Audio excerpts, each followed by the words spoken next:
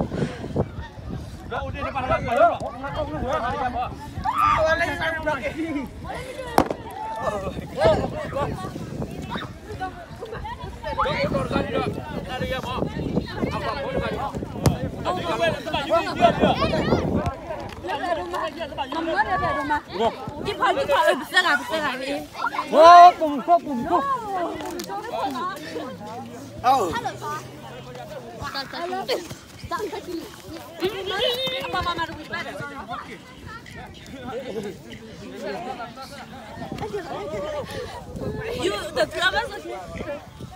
After that, we're gonna do it. So for me too, okay? And then send it to me. It's my dad's phone. Oh.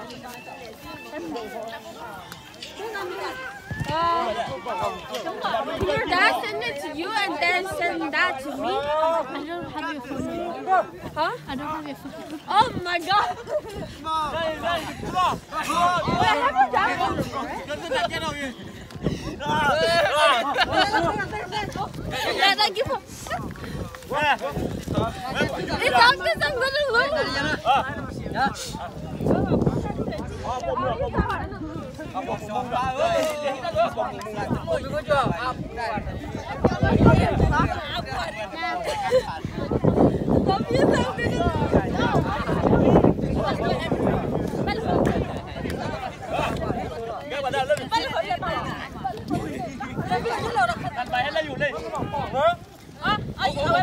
You have